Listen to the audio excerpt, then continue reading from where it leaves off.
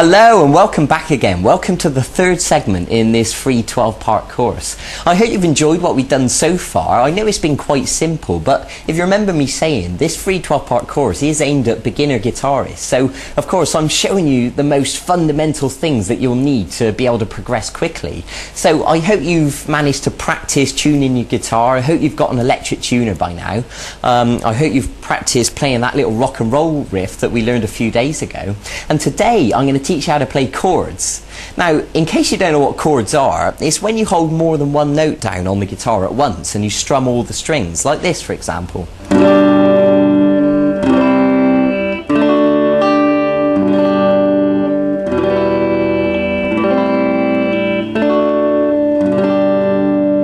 So that was just a few examples of some different chords, and of course the more chords you know, the more flexibility you're going to have to be able to play a variety of different songs. So I think it goes without saying that it's better to learn as many chords as possible, and then you really have got the ability to play more things. And especially if you're the sort of person who enjoys singing as well as playing, then chords are going to be brilliant for you because you'll be able to strum them whilst you sing over the top and it'll sound fantastic.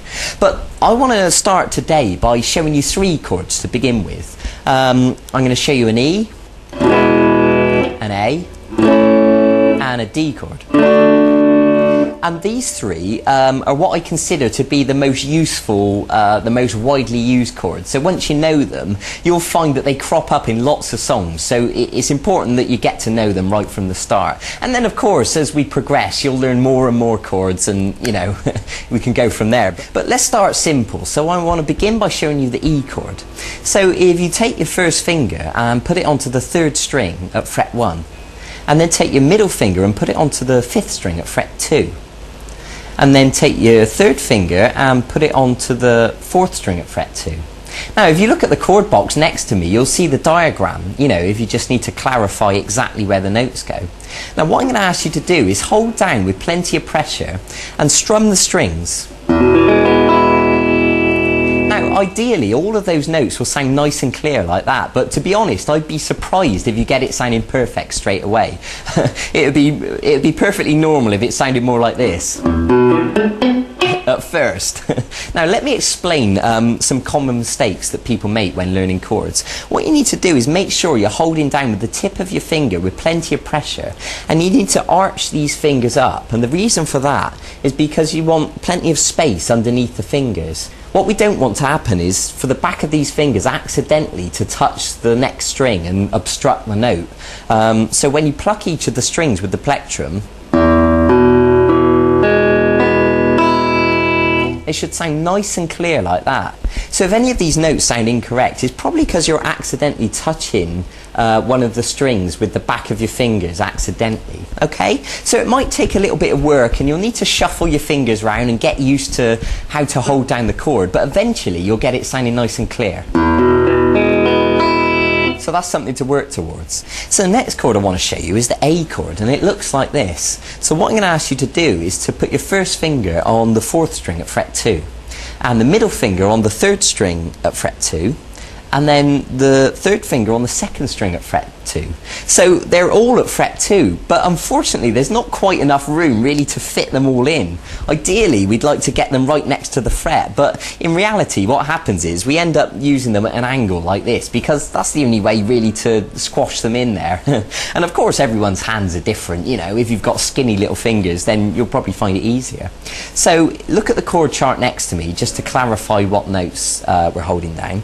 Now with the A chord we're just going to use 5 strings, and what I mean by that is we're not going to pluck the 6th string, we're just going to pluck the 5th string downwards like this. Okay, now of course, like I said before, it would be unusual if you got it sounding perfect straight away. You know, what usually happens, the back of this finger on an A chord accidentally touches the first string. So what I want you to do is make sure that the first string is open correctly as it should be.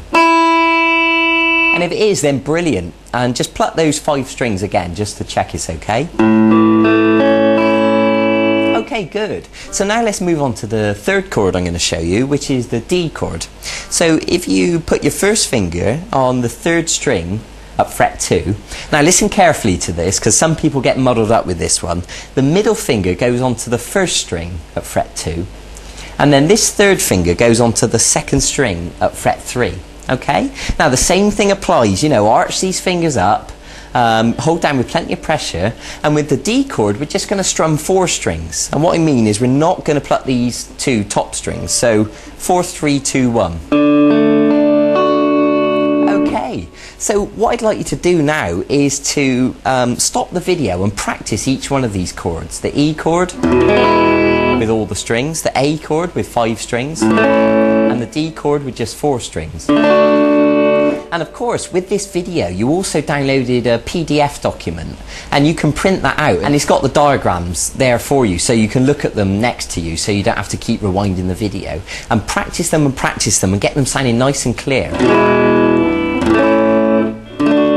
Now, there's something else I want to tell you. You may have noticed my thumb sort of kind of hanging around here over the top of the guitar, and there is a reason for this. When we're strumming the A chord, for example, we don't want the 6th string to accidentally make a noise.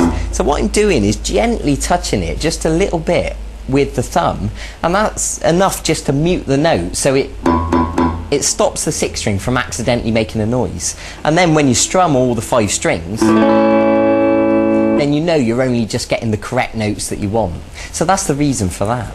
So what you can do once you've learned these chords is put them into a bit of a sequence. For example, you could play the A chord 4 times, and then you could play the D chord, back to the A,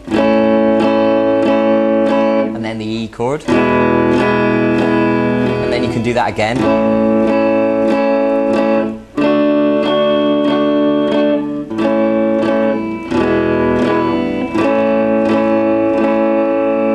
You can begin practicing changing from one chord to the other, and you'll find that you'll get quicker and quicker at changing from shape to shape. Good. So that is a brilliant place to begin with chords. So I suggest you go and practice that now. Go and get on with it.